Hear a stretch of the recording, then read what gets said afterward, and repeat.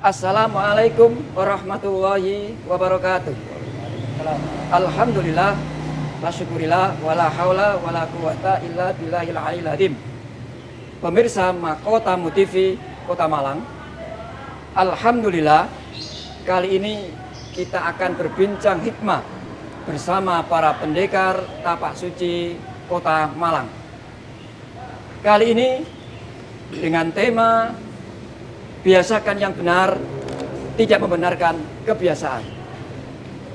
Untuk itu, para pemirsa yang budiman dan seluruh kader, siswa, dan anggota tapak suci yang ada di Malang Raya, kita perkenalkan dulu dari sebelah kiri saya, Bapak DRS Kusmadiono, selaku pimpinan daerah tapak suci Kota Malang. Assalamualaikum Pak Gus. Assalamualaikum warahmatullahi wabarakatuh. Kemudian berikutnya Bapak Haji Robi Darmono, sekaligus sebagai penasehat tapak suci Kota Malang. Assalamualaikum Pak Robi. Waalaikumsalam warahmatullahi wabarakatuh. Berikutnya Bapak Haji Taufik, selaku penasehat tapak suci Kota Malang. Assalamualaikum Pak Taufik. Waalaikumsalam. Dan selanjutnya yang kami hormati, yang kami muliakan, Bapak Haji Insinyur Sasmito Jati, selaku pimpinan wilayah tapak suci Jawa Timur.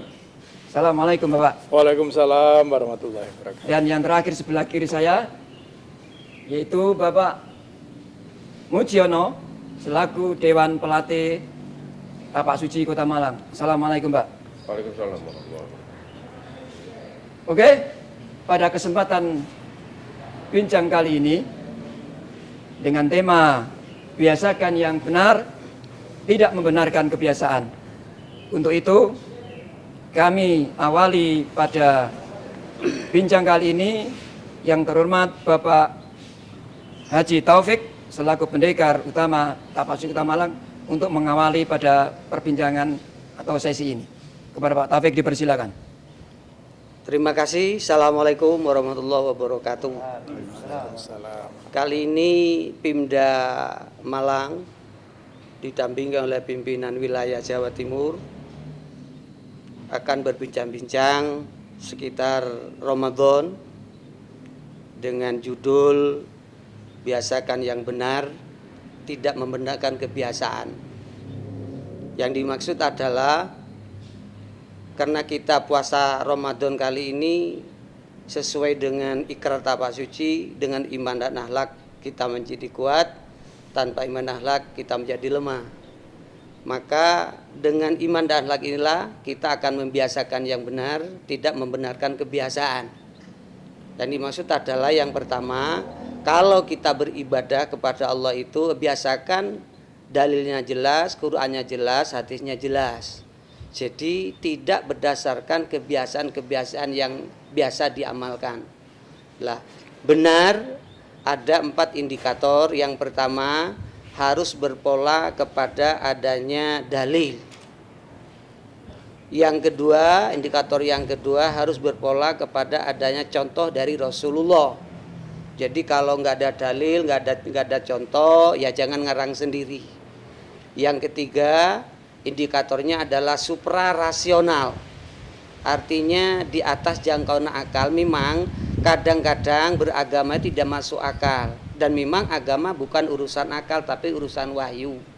Bahkan akal itu tidak boleh intervensi terhadap wahyu. Akal tidak boleh mengatur wahyu, tapi akal harus ikut kepada wahyu. Itu indikator yang ketiga. Yang keempat, asasnya taat. Jadi sami'na wa atokna. Nah, arahnya nanti ke sana. Dengan gitu iman kita, akhlak kita, arahnya bagaimana beribadah itu sesuai dengan petunjuk Allah Subhanahu wa taala, yaitu Al-Qur'an dan As-Sunnah. Itu yang kami sampaikan, kira-kira kita bisa bincang-bincang hikmah apa dan bagaimana, mari kita bahas bersama. Terima kasih. Terima kasih Bapak Taufik sekaligus sebagai pembina tapak suci Kota Malang. Alhamdulillah ada beberapa poin yang perlu kita dalami bersama. berkaitan dengan apa itu benar dan apa itu kebiasaan. Untuk itu supaya lebih lengkap, nah ini ada Bapak Kusmadiono selaku Pimda Tapak Suci Kota Malang. Monggo Bapak Kus untuk memberikan sepatah dua kata tentang bagaimana ulasan yang disampaikan oleh Bapak Haji Taufik tadi itu. Monggo. Terima kasih. Yang saya hormati Pak Profesor Dr. Sosmito Jadi selaku pimpinan wilayah dan Pak Robi selaku pembina pendidikan utama Siswida 27 dan teman-teman semuanya yang ada di sini. Dengan apa disampaikan oleh Pendekar Taufik tadi, memang dalam aplikasi kehidupan khususnya dalam latihan tapak suci sesuai dengan temanya, menurut penafsiran dan pemikiran kami bahwa hal-hal yang ada hubungannya dengan latihan, salah satunya adalah pembiasaan yang sudah ada dan jangan mengada-ada yang dibiasakan ada. Maksudnya bagaimana? Kalau kita latihan ya, kalau kita sudah biasa dengan doa ya, doa yang kita lakukan sesuai dengan aturan, ada etik, itu yang kita lakukan. Apabila kita ujian, jangan sampai hal-hal yang tidak biasa kita biasakan. Misalnya harus meditasi dulu, semedi, puasa putih, itu sudah nggak ada. Dalam tapak suci tidak ada. Dan juga tidak ada yang namanya proses ujian dengan menyembelih ayam untuk supaya lebih kuat atau bagaimana, tidak ada itu ya. Mungkin kalau itu mungkin buat makan bersama itu bisa ya. Sekilas itu sementara ini yang bisa sampaikan, mungkin hal-hal nanti akan lebih banyak akan diulas dengan teman-teman dan hal-hal nanti yang kurang mungkin akan kita tambah lagi. Terima kasih Pak Boki mudah. Oke, terima kasih Pak Kusmadiono selaku Ketua Pimda 27 Kota Malang. Alhamdulillah, jadi sangat menarik sekali perbincangan kali ini. Mungkin sebuah tantangan untuk kita semuanya, terutama para kader, siswa, dan para anggota seluruh Tapak Suci yang ada di Malang Raya khususnya, yang sudah disampaikan oleh Pak Kusmadiono tadi tentang bagaimana membiasakan dan jangan mengada-adakan. Selanjutnya, mungkin lebih lengkap, menarik lagi akan disampaikan oleh Bapak Haji Robi Harmono sekaligus sebagai penasihat Tapak Suci 27 Kota Malang. Monggo Pak Robi. Terima kasih. Assalamualaikum warahmatullahi wabarakatuh. Waalaikumsalam warahmatullahi wabarakatuh. Pada sore hari ini, bincang hikmah para pendekar yang pada sore hari ini bertempat di SMK Muhammadiyah 1 Malang senantiasa membahas tentang bagaimana pembiasaan itu yang benar, sesuai dengan kebiasaan tapak suci. Dalam tentunya kami menyoroti tentang latihan, bahwa seluruh kegiatan, tidak hanya latihan saja, itu memang harus diawali dengan satu adalah niat. Nah, niat itu semata-mata tujuannya harus beribadah kepada Allah. Yang kedua tentunya, kalau sudah niat pasti harus berdoa terlebih dahulu. Tentunya segala kegiatan, insya Allah kalau diawali dengan doa, dan terutama sebelum berdoa pasti akan membaca basmalah, Bismillahirrahmanirrahim. Insya Allah akan diridhoi Allah. Kemudian di dalam kegiatan-kegiatan yang sudah berlangsung, tentunya kalau sudah berakhir pasti juga diakhiri dengan doa. Dan menurut Perguruan Seni Bela Diri Indonesia Tapak Suci Putra Muhammadiyah, doa yang sudah harus dilaksanakan oleh siswa anggota Tapak Suci itu sudah benar-benar melalui kegiatan atau melalui musyawarah yang tentunya pasti sesuai dengan hadis-hadis Rasulullah yang tadi disampaikan oleh pendekar kepala Bapak Haji Taufik. Sehingga insya Allah Tapak Suci dalam melakukan segala kegiatan insya Allah tidak akan kebiasaan-kebiasaan yang tidak wajar itu dilakukan, tetapi benar-benar sesuai dengan aturan, sesuai dengan musyawarah yang dari para ulama atau para cendekiawan yang memang betul-betul membahas tentang bagaimana Rasulullah melaksanakan sesuai dengan hadis dan Al-Quran dan hadis. Jadi saya rasa itu sedikit tentang pembiasaan yang betul-betul yang dilakukan oleh Perguruan Seni Bela Diri Tapak Suci Indonesia Putra Muhammadiyah, sehingga kita sesuai dengan rel yang digariskan oleh Rasulullah SAW serta Al-Quran dan hadis. Demikian, terima kasih. Assalamualaikum warahmatullahi wabarakatuh. Waalaikumsalam warahmatullahi wabarakatuh. Wah, mantap sekali Pak Robi. Jadi memang latihan itu kalau nggak diimbangi dengan niat dan doa, maka apa yang kita lakukan aja jadi muspro. Sehingga bincang kali ini memang benar-benar sangat menarik untuk kita kupas bersama. Apalagi di sebelah kiri saya ini Bapak Pendekar Mujiono ini akan mengupas, memberi tanggapan bagaimana selama pandemi ini latihan sebagai pendekar untuk memberikan masukan pada para atlet dalam hal berprestasi yang kaitannya dengan bagaimana kebiasaan-kebiasaan yang diberikan oleh Bapak Pendekar tadi. Monggo Pak Muji. Terima kasih. Assalamualaikum warahmatullahi wabarakatuh. Saya hormati Bapak Profesor Sasmito dan Pak Robi, Pak Taufik dan Pak Kus Ketua Bimda. Berbicara tentang tema yang hari ini kita buatkan mengenai pembenaran atau jangan membiasakan yang tidak benar di dalam hubungannya dengan latihan tapak suci. Tapak suci memiliki sistem latihan yang metodis dan dinamis. Kita sudah sesuai dengan kurikulum yang sudah diajarkan oleh PP, seperti yang disampaikan oleh pendahulu kita, Bapak-bapak yang berbicara tadi. Setiap kali latihan kita memang didahului dengan doa dan ditutup dengan doa, dan itu sudah sesuai dengan syar'i, sesuai dengan agama kita. Insya Allah di tapak suci kita metode latihan maupun materi jauh dari hal-hal yang bersifat syirik. Alhamdulillah kita sudah berjalan sepanjang tahun dan prestasi yang sudah kita capai sudah melampaui dari tingkat nasional bahkan sampai internasional. Dalam metode latihan memang sudah kita ajarkan ke siswa dan kepada para pelatih. Sebagai ketua dan pelatih tentunya kita memprogramkan, dan dalam latihan-latihan materi-materi tidak jauh dari apa yang sudah disampaikan oleh PP, Pimpinan Pusat Tapak Suci di Jogja. Seperti yang sudah kita capai pada dekade ini, pada pandemi ini saja ya, yang sesungguhnya pertandingan-pertandingan sudah banyak yang kita cancel.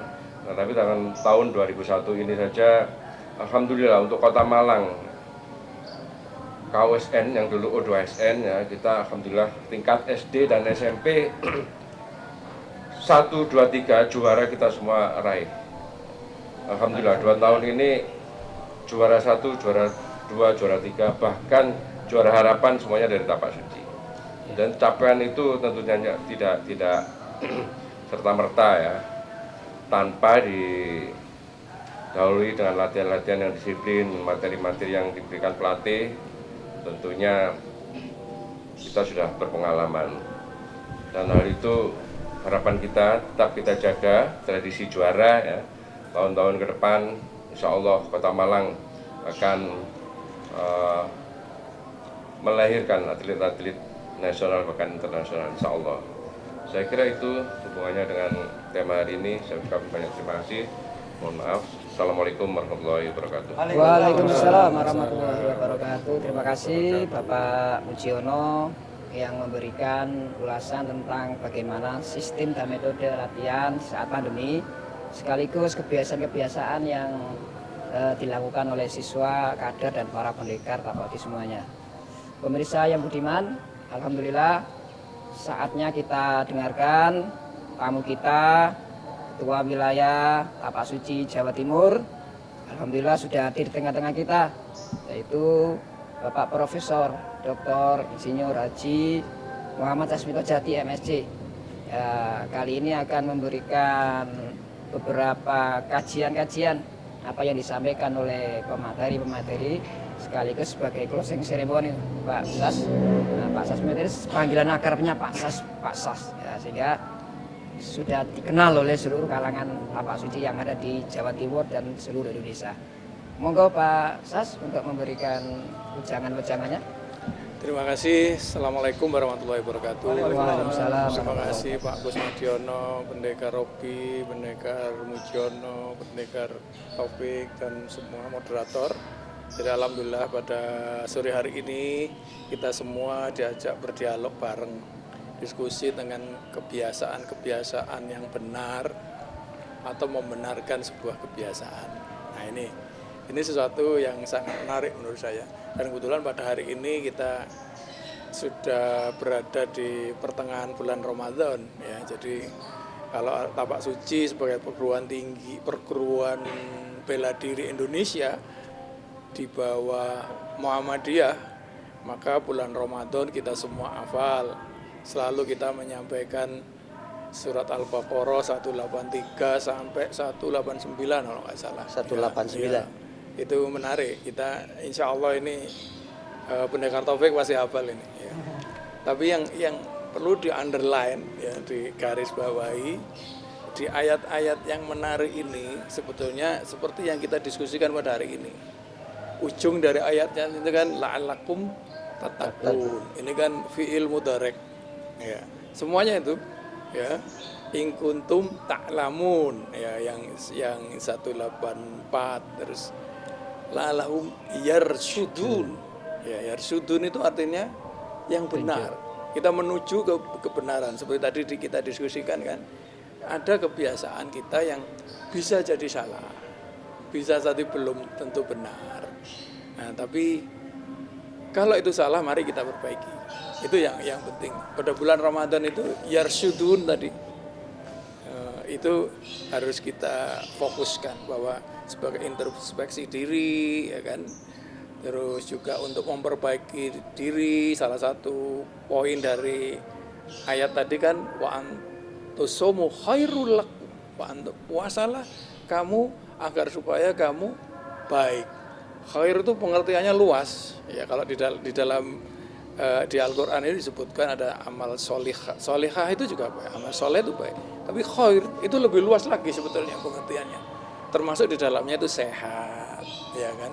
Terus jadi kuat, akhlaknya juga jadi baik dan lain sebagainya. Ini yang kita bahas tadi, bahwa bahkan akhir-akhir ini ketika ada pandemi, ada beberapa orang ahli yang mengatakan jangan puasa dulu untuk supaya kita tahan terhadap penyakit. Padahal kenyataan itu salah, ya kenyataan salah.